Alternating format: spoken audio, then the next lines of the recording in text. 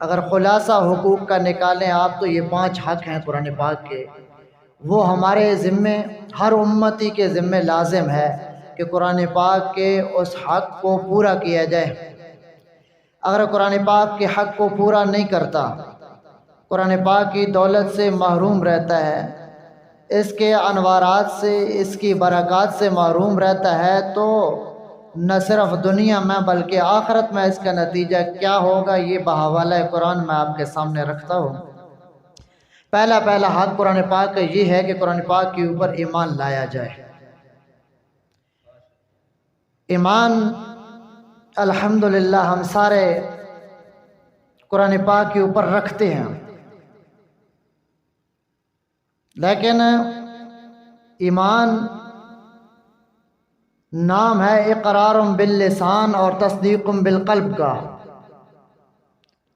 ہمارے پاس جو ایمان ہے وہ اقرار باللسان ہے، یعنی اقرار لسانی ہم کرتے ہیں کہ الحمدللہ سارا قرآن پاک اللہ تعالیٰ کی جانب سے نازل کرتا ہے، اللہ کا کلام ہے، اور ہمارے پیارے نبی محمد مصطفیٰ صلی اللہ علیہ وسلم کے اوپر نازل کیا گیا ہے، حضرت جبرائیل امین لے کر آئے ہیں، ہمارا ایمان ہے۔ یہ زبان سے ہم کہہ رہے ہیں، اسی طرح زبان سے ہم سب کا اس بات کے اوپر ایمان ہے کہ قرآن پاک اللہ تعالیٰ کا کلام ہے، اور اللہ تعالیٰ نے اپنے آخری پیغمبر حضرت محمد مصطفیٰ صلی اللہ علیہ وسلم کے اوپر اتارا ہے، اور یہ ہدی للمتقین ہے، ہدی للناس ہے، لوگوں کے لیے، متقین کے لیے ہدایت ہے، عام لوگوں کے لیے ہدایت ہے، اور یہ وہ کتاب ہے کہ لا ریب فی، اس میں شک کی گنجائش ہی کوئی نہیں ہے۔ اگر شک آ گیا تو پھر اقرار باللسان جو ہمارا ہے وہ بھی ختم ہو جاتا ہے، پھر ہم ایماندار رہتی نہیں ہیں، ایمان سے خارج ہو جاتے ہیں۔ اگر شک آ جائے کہ یہ اللہ کی کتاب ہے بھی کہ نہیں، تو پھر تو ایمان ختم ہو گیا۔ اقرار باللسان سب کا ہے، سارے زبانی کلامی مانتے ہیں کہ یہ اللہ کا کلام ہے۔ تصدیق بالقلب، دل اس بات کی گواہی دے رہا ہو کہ یہ اللہ کا کلام ہے۔ ایک حد تک دل بھی سب کا گواہی دیتا ہے کہ یہ اللہ کا کلام ہے، لیکن دل پھر مانتا کیوں نہیں ہے؟ جب رسم و رواج کی باری آتی ہے تو دل دماغ کے اوپر کیوں غالب آ جاتا ہے کہ میں برادری کو کیوں چھوڑ دوں، میں رسم و رواج کو کیوں چھوڑ دوں؟ یہ ہے تصدیق بالقلب میں آ کے ڈگمگا جانا۔ اگر دل آپ کی تصدیق کر رہا ہے تو پھر دل یہ سگنل دماغ کو کیوں نہیں بھیجتا کہ میں نے برادری کا کلمہ نہیں پڑھا ہے، میں نے رشتہ داروں کا کلمہ نہیں پڑھا ہے، میں نے ایمان لایا ہے اللہ کے اوپر، آمنت باللہ و ملائکتہ و کتبہ و رسلہ، میں نے یہ ایمان قبول کیا ہے، تو میں نے قرآن پاک کو دیکھنا ہے جو اللہ کی جانب سے ایک پیغام ہے میرے لیے، میری اصلاح کا ذریعہ ہے، میری دنیا آخرت کا سامان ہے، اور پھر اس کے بعد میں نے اپنے پیارے نبی محمد مصطفیٰ صلی اللہ علیہ وسلم کے فرامین اور ان کی زندگی کو دیکھنا ہے۔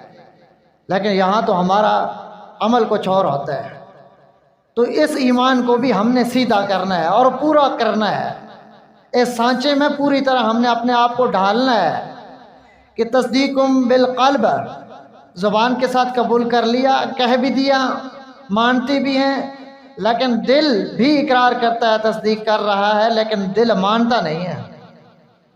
قرآن پاک کو دل مانتا ہے لیکن قرآن پاک کے احکامات کو دل نہیں مانتا، کہ قرآن پاک کے احکامات کی باری آتی ہے تو پھر ہم اپنے رسم و رواج کو اپناتے ہیں۔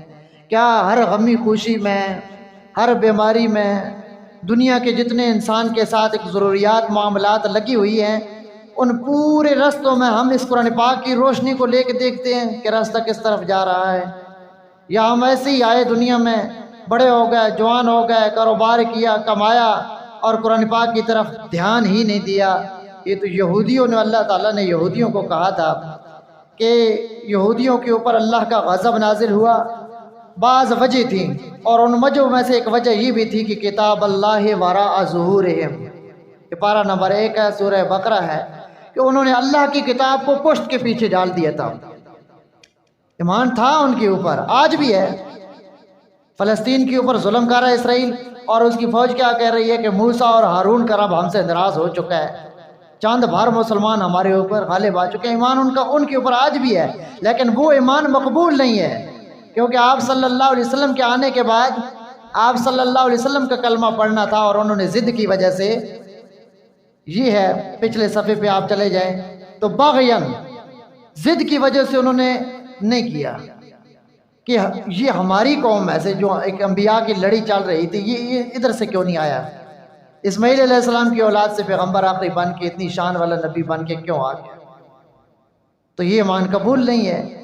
تو ایمان تو ہمارا بھی قرآن پاک کے اوپر ہے، یہودیوں کا ہے اپنی کتاب کے اوپر، لیکن اللہ تعالیٰ نے ان کے اوپر غضب نازل کیا، وجہ یہ تھی کتاب اللہ وراء ظہورہم، انہوں نے پشت کے پیچھے ڈال دیا۔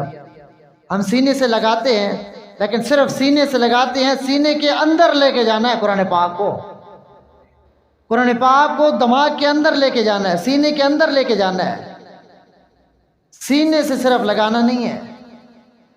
ہماری عملی زندگی میں قرآن پاک تب آئے گا جب ہم قرآن پاک کو دل سے لگائیں گے، اور دل کی آنکھوں سے، دماغ کی آنکھوں سے پڑھیں گے، اور قرآن پاک کو اپنے دل و دماغ میں بٹھائیں گے۔ بہرحال یہ بات تو ہوگی قرآن پاک کے اوپر ہے ایمان لانا۔ قرآن پاک کا دوسرا حق ہے قرآن پاک کی تلاوت کرنا۔ حضرت عبداللہ ابن عمر رضی اللہ تعالی عنہ، اسی طرح صحابہ کرام کا یہ معمول تھا کہ سارا دن، آج کل تو کمائیاں مشکل نہیں ہیں، آج کل کھانے پینے کی اتنی نعمتیں ہیں کہ ہم اگر شمار کرنے لگ جائیں گن ہی نہیں سکتے۔ اس وقت بڑا مشکل دور تھا۔ حضرت سمرہ بن جندب رضی اللہ تعالیٰ عنہ فرماتے ہیں کہ کھانے کے لیے ہم کیکر کے پتے کھایا کرتے تھے، اور وہ مزید فرماتے ہیں کہ وہ کیکر کے پتے کھا کھا کے ہمیں پخانا بھی ایسے آتا تھا جیسے بکری مینگنیاں کرتی ہیں۔ یعنی انہوں نے سارا اپنا ایک رکھا عوام کے سامنے، امت کے سامنے، کہ یہ دین اللہ نے ان سے کہلوایا، مبارک لوگ تھے، کہ یہ دین تمہارے ساتھ، تمہارے پاس اتنی آسانی سے نہیں پہنچ رہا۔ ہم نے درختوں کے پتے کھائے ہیں، ہم نے فاقے کاٹے ہیں، ہم نے کفار کے ظلم و ستم برداشت کیے ہیں، ہم نے سمیہ کو 2 ٹکڑے ہوتے دیکھا ہے، ہم نے بلال کو انگاروں پہ لیٹتے دیکھا ہے، اور ان کی چربی کو پگھلتا دیکھا ہے۔ ہم نے کفار کے ایسے ایسے مظالم دیکھتے ہیں کہ تم 14 صدیوں بعد بھی سنو گے تمہاری روح کانپ جائے گی۔ جب اتنی آسانی میں، اتنی نعمتوں میں قرآن پاک تمہارے پاس آئے نا، تو قرآن پاک کو دل اور کانوں کی کھڑکیاں کھول کے سننا بھی، اپنانا بھی، اس کی تلاوت کرنا۔ یہ نہیں کہ قرآن پاک بند کیا، صاف کیا، چوما اور الماری میں رکھا، پھر انتظار کیا کہ کب رمضان آئے گا۔ ایسے ہی ہوتا ہے۔ اب تو رمضان شریف میں بھی نہیں پڑھ پاتے، نہیں سن پاتے۔ کیوں؟ او جی روزی سال کی زمین میں پڑی ہوئی ہے، 3-4 سال ہو گئے ہیں، گندم کا موسم آ جاتا ہے تو نہ تراویح میں لوگ نظر آتے ہیں، نہ قرآن پاک کی تلاوت میں۔ تو حضرت عبداللہ ابن عمر رضی اللہ تعالیٰ عنہ فرماتے ہیں، مجھے آپ صلی اللہ علیہ وسلم نے فرمایا، اے عبداللہ 7 دن میں قرآن پاک ختم کر لیا کرو۔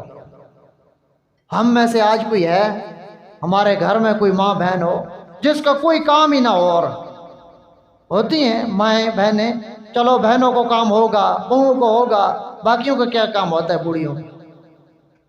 چلو مرد بھی کمانے کے لیے نکل جاتے ہوں گے، سارا دن کیا کام ہوتا ہے؟ ایک کی غیبت، بات اگرچہ سخت ہے، دوسرے کی غیبت، تیسرے کی غیبت۔ حقیقت یہی ہے، قرآن پاک کے لیے وقت نہیں ہے، بس باقی فضول کاموں کے لیے فل وقت ہے۔ 7 دن میں قرآن پاک ختم کرنا، آج جذب جڑا لے، کون 7 دن کے اندر پوری قرآن پاک کی تلاوت کر دیتا ہوگا؟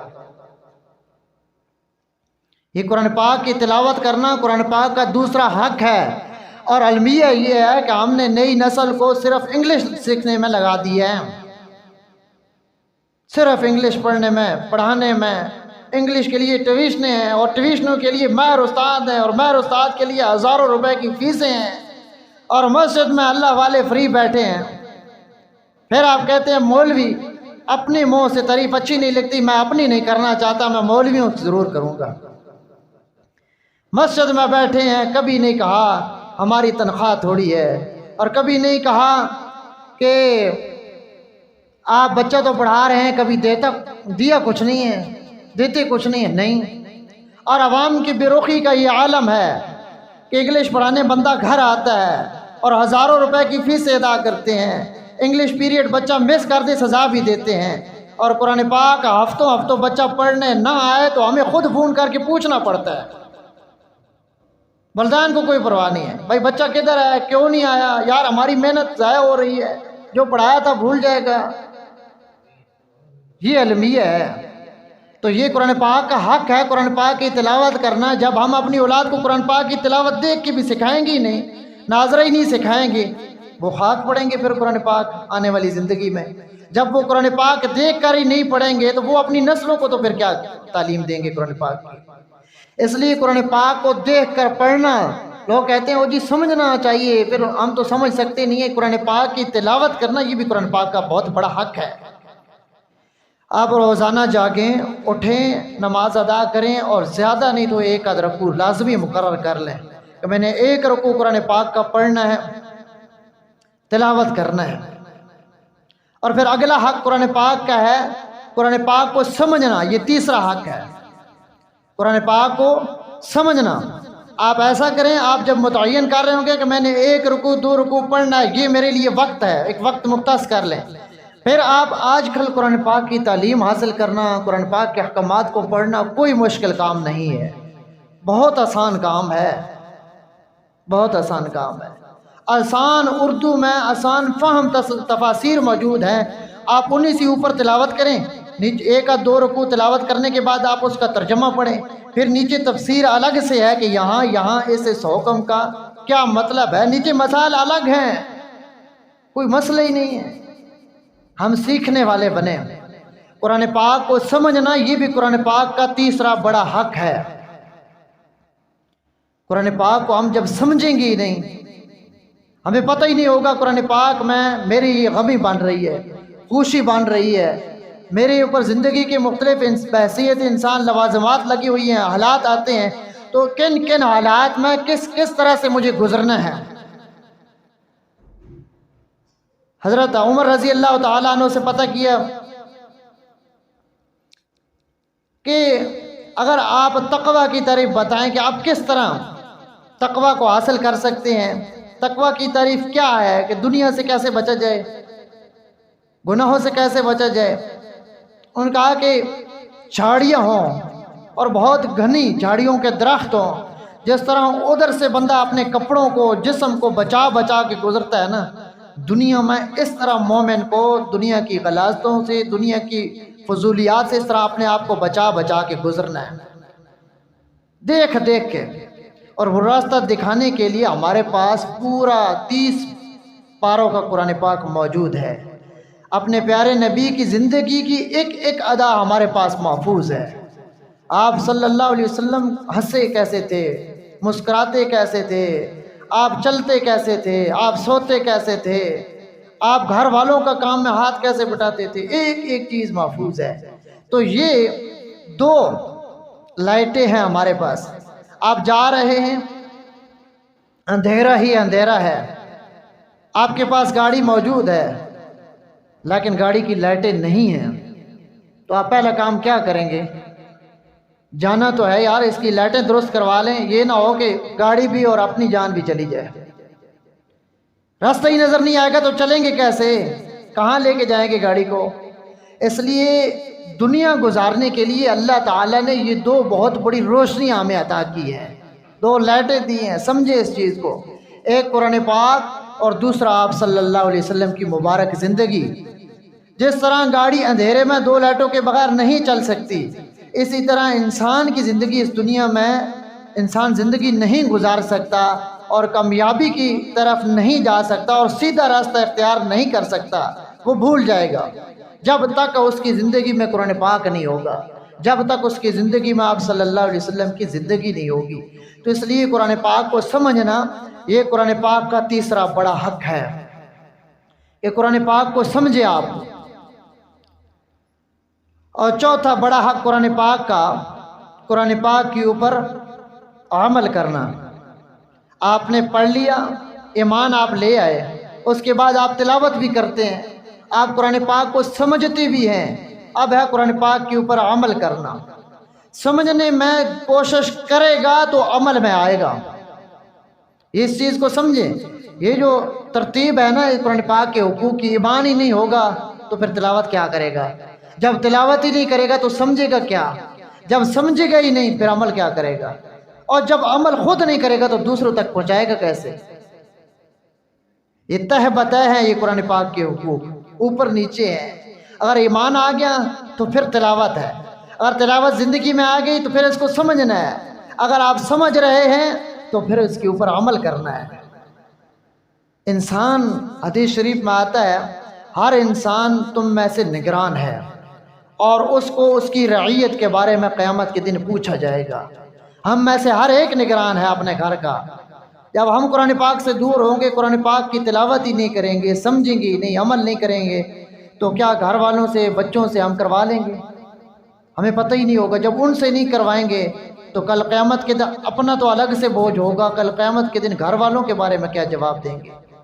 اور قرآن پاک کو سمجھنے کے لیے اگر آپ کہتے ہیں جی ناظرہ بھی نہیں آتا، اردو بھی نہیں آتی، سرے سے پڑھا بھی نہیں ہے، پھر بھی یہ آپ کی بات حجت نہیں ہے۔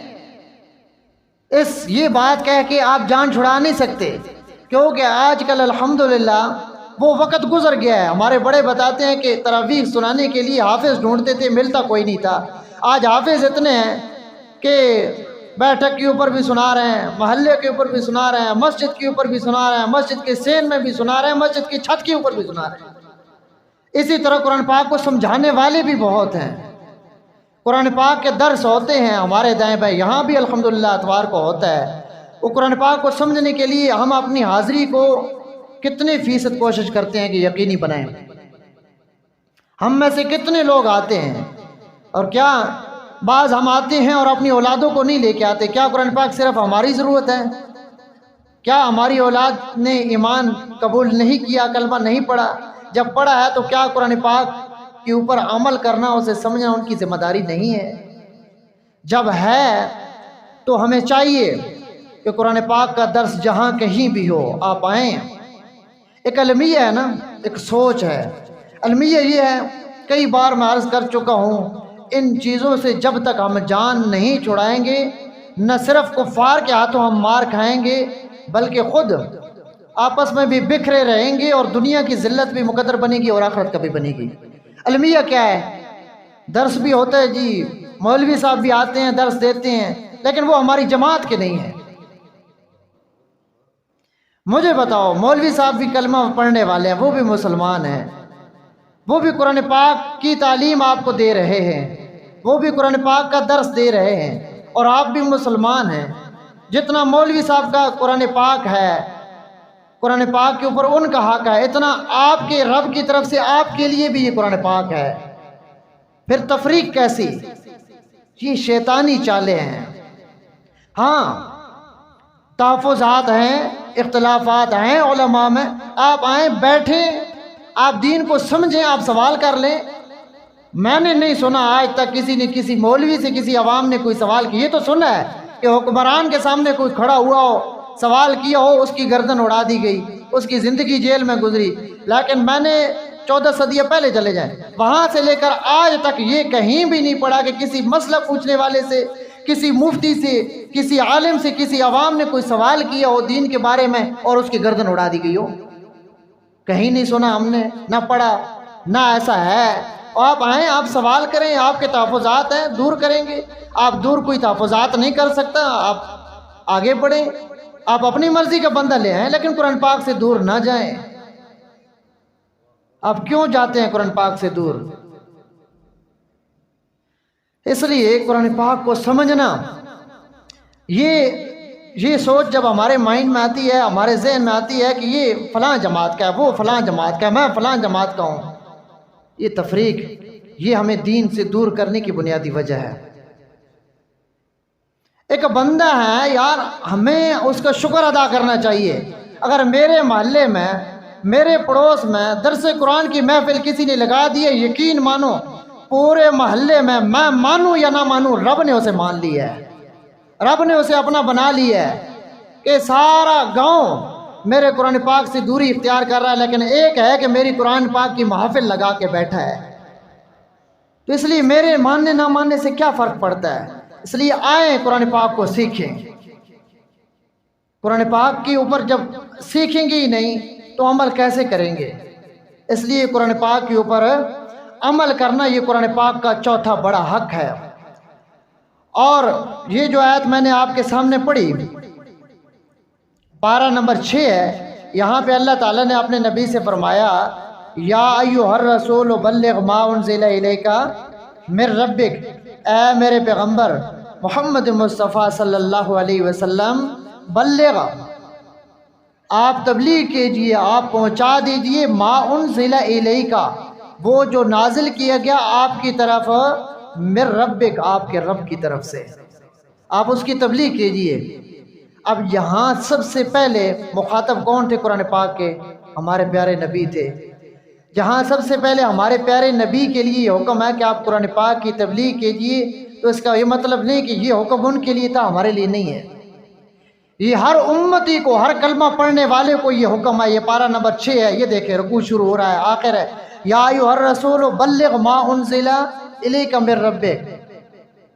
یہ پوری امت کے لیے حکم ہے، امت کے ہر ایک فرد کے لیے یہ حکم ہے کہ آپ قرآن پاک کی تبلیغ کریں، آپ قرآن پاک کی تبلیغ کریں۔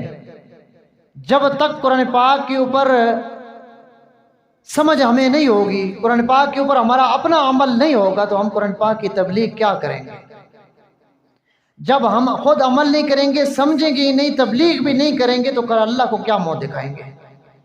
کہ قرآن پاک کے اوپر ایمان بھی تھا، لیکن سارا سال یا اللہ بند رکھ کے غلافوں میں لپیٹ کر کے رکھا تھا، لیکن نہ خود عمل کیا نہ کسی کو تبلیغ کی۔ یہ اولاد کو نماز کی طرف لانا یہ قرآن پاک کا حکم ہے، کیا اس کے اوپر ہم عمل کرتے ہیں؟ نماز کا اتنی زیادہ تلقین کہ کسی اور حکم کے بارے میں اتنا نہیں آئی، یہ قرآن پاک کا حکم ہے۔ پردہ کرنا عورتوں کا یہ قرآن پاک کا حکم ہے۔ ایک آیت کئی بار گزر چکے ہیں، یہ موضوع میں آپ کے سامنے رکھ چکا ہوں۔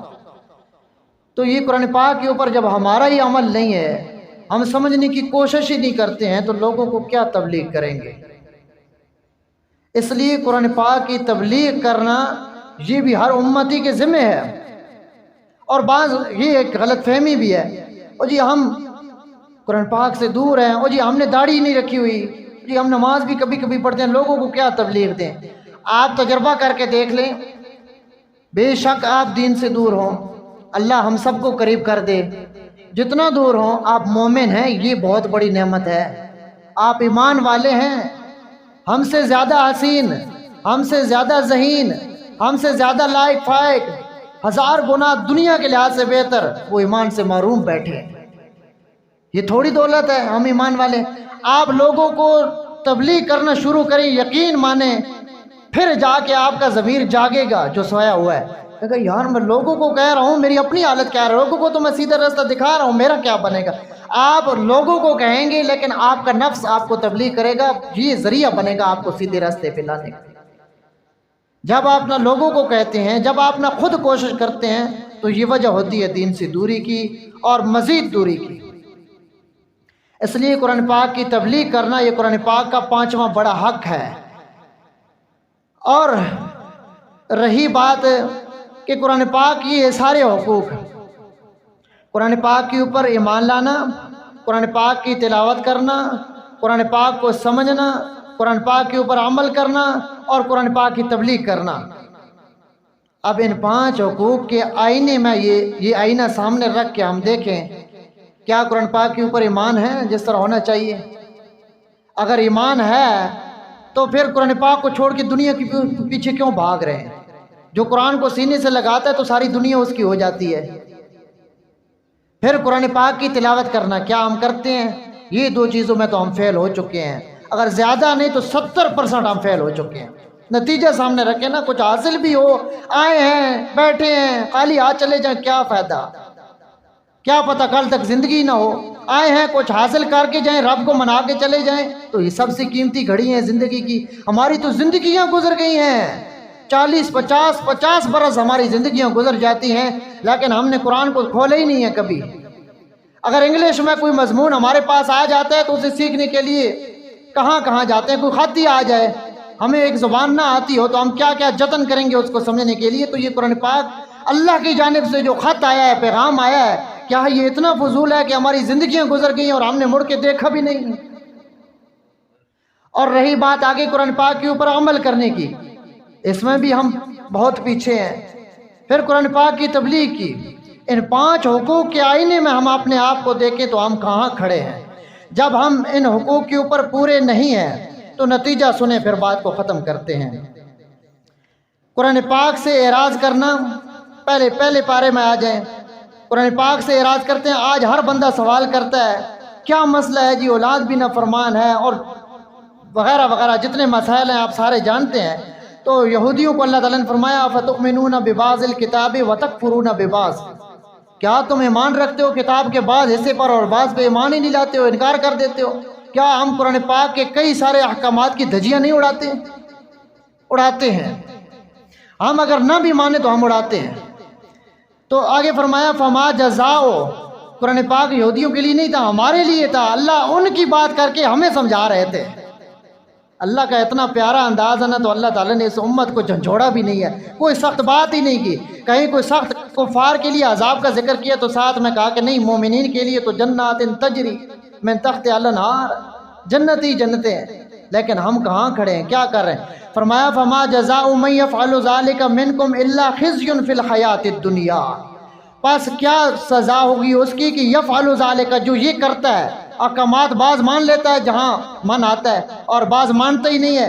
فرمایا ذالک منکم، تم میں سے، الا خزی فی الحیات الدنیا، مگر یہی اس کے لیے سزا ہوگی کہ دنیا کی رسوائیاں اس کا مقدر بنے گی۔ آج مجموعی طور پہ امت کے حالات دیکھ لیں، دنیا کی رسوائیاں اس امت کا مقدر بن چکی ہیں، جو امت عظیم امت تھی، اور یہ صرف اور صرف قرآن پاک کو چھوڑنے کی وجہ سے ہے۔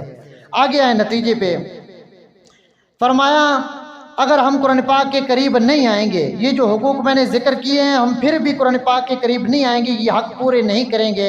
اللہ تعالیٰ نے فرمایا، یہ سورہ طٰہٰ ہے، پارہ نمبر 16، وَمَنْ أَعْرَضَ عَنْ ذِكْرِي فَإِنَّ لَهُ مَعِيشَةً ضَنْكًا، ہر بندہ رو رہا ہو جی مہنگائی زیادہ ہے، مہنگائی زیادہ ہے۔ اگر ایک مولوی کا 5,000 6,000 مسجد کی ماہانہ تنخواہ کے اوپر گزارا ہو سکتا ہے اور اچھا ہو سکتا ہے، کیا ہم عوام کا نہیں ہو سکتا؟ کیا حکمرانوں کا نہیں ہو سکتا؟ وزراء مشیروں کا نہیں ہو سکتا؟ ہو سکتا ہے۔ صرف وجہ ہے قرآن پاک سے دوری۔ مولوی کا کوئی کمال نہیں ہے، یہ جو مولوی میرے جگہ گزرا کوئی تھوڑا سا قرآن پاک کے اوپر عمل کر رہتا ہے، یہ سب اس کی برکت ہے، عزت سے ٹائم پاس ہوتا ہے۔ تو یہ روزی کی وجہ سے مت روئیں، یہ سزا ہے ہماری جو آج ہماری عوام رو رہی ہے، اور ایسے مہنگائی کرنے والے حکمران، یہ بھی ہماری سزا ہے۔ اور یہ جو خود اپنے ہاتھوں سے ووٹ دے کے مسلط کر دیتے ہیں، یہ بھی اپنے ہاتھوں سے اللہ ہمیں ذلیل کروا رہا ہے۔ وَمَنْ أَعْرَضَ عَنْ ذِكْرِي، وہ شخص جو اعراض کرے گا میرے قرآن پاک سے، فَإِنَّ لَهُ مَعِيشَةً ضَنْكًا، اس کی دنیاوی معیشت روزی میں تنگ کر کے رکھ دوں گا، اور اخروی سزا وَنَحْشُرُهُ يَوْمَ الْقِيَامَةِ أَعْمَىٰ، اور قیامت دن اس کو اندھا کر کے اٹھاؤں گا۔ ٹھیک ٹھاک ہم دیکھنے والے ہیں، آج جب ان آنکھوں کو قرآن پاک کو نہیں دیکھیں گے، کل اس کی جزا یہ ہوگی کہ ہمیں اللہ تعالیٰ اندھا کر کے اٹھائے گا۔ اللہ نہ کرے کسی امتی کے ساتھ ایسا ہو، اللہ ہمیں ہدایت ہی دے۔ آگے وہ بندہ سوال بھی کرے گا، قال رب لما حشرتنی اعمیٰ، اے میرے رب مجھے کیوں تو نے اٹھایا اندھا کر کے، وقد کنت بصیرا، اس لیے میں نے کہا نا قرآن پاک کو سمجھیں، ترجمہ پڑھیں، عمل کریں۔ یہ اگر آپ میں سے کوئی پڑھتا، ہمارے بچے پڑھتے، ہماری عورتیں پڑھتی، تو کیا جو آج قرآن پاک کے ساتھ بے رخی ہے یہ ہوتی؟ کبھی نہ ہوتی۔ فرمایا وقد کنت بصیرا، یا اللہ میں تو ٹھیک ٹھاک دیکھنے والا تھا، یہ کیا کیا؟ قال کذالک اتتک آیاتنا فنسیتها، یہ اللہ کی طرف سے جواب ہے، یہ قیامت کی باتیں اللہ نے دنیا میں بتا دی ہیں تاکہ میرا مومن بندہ میرے نبی کا امتی تیاری کر کے آئے، لیکن ہم پھر بھی غافل ہیں۔ فرمایا اسی طرح اتت کا آئی تھیں آیاتنا، ہماری آیات، فنسیتها، تو نے ان کو بھلا دیا تھا، تو نے مڑ کے دیکھا بھی نہیں کہ میرے رب کا کلام میرے گھر میں رول رہا ہے، مکڑیاں جالے بنا رہی ہیں، دیکھا ہی نہیں، پیسے کی فکر تھی، دنیا کا گھمنڈ تھا، تکبر تھا، ایک نخرہ تھا، ایک اکڑ تھی۔ تو وَكَذَلِكَ الْيَوْمَ تُنْسَى، میرے بندے آج گھبراتا کیوں ہے، آج روتا کیوں ہے؟ وَكَذَلِكَ الْيَوْمَ تُنْسَى، آج اسی طرح تجھے بھلا دیا جائے گا۔ وَكَذَلِكَ نَجْزِي مَنْ أَسْرَفَ وَلَمْ يُؤْمِنْ بِآيَاتِ رَبِّهِ، اسی طرح ہم بدلہ دیں گے اس کو جس نے حد سے تجاوز کیا اور رب کی آیات پہ ایمان نہیں لے کے آیا۔ تو اس لیے یہ نتیجہ ہے آپ کے سامنے، حقوق سارے میں نے آپ کے سامنے رکھ دیے ہیں، وقت زیادہ اجازت نہیں دیتا۔ میری دعا بھی یہی ہے کہ اللہ ہمیں عمل کی توفیق دے، اور میری آپ سے التجا بھی یہ ہے کہ خدا را آپ بڑے مبارک لوگ ہیں، آپ مبارک امت ہیں، آپ کہاں جا رہے ہیں؟ قرآن پاک کو پڑھیں، سمجھیں، اولادوں کو قرآن پاک پڑھائیں۔ میں خدا کی قسم اٹھا کے کہتا ہوں اس منبر رسول کے اوپر بیٹھ کے، اگر آپ کی اولاد نے انگلش کا ایک حرف بھی نہیں پڑھا نا، اگر قرآن پاک کو سینے سے لگانے والے بن گئے، نہ صرف ان کی بلکہ آپ کی آخرت بھی بن جائے گی۔ کہاں انگلش میں پڑھ گئے، کہاں دنیا میں آپ پڑھ گئے ہیں؟ ہم سارے پڑھی ہوئی ہیں، سارے، کوئی یہ نہیں کہ ہم لوگ پڑھی ہوئی ہیں، باقی ساری امت پڑھی ہوئی ہے۔ اس کا نتیجہ ہماری آنکھوں کے سامنے ہے۔ اس لیے یہ جو کچھ کہا سنا خدا را قرآن پاک کے قریب ہیں، اور اپنے گھر والوں کی، اپنے بچوں کی زندگی کو سنوارنے کی کوشش کریں۔ وما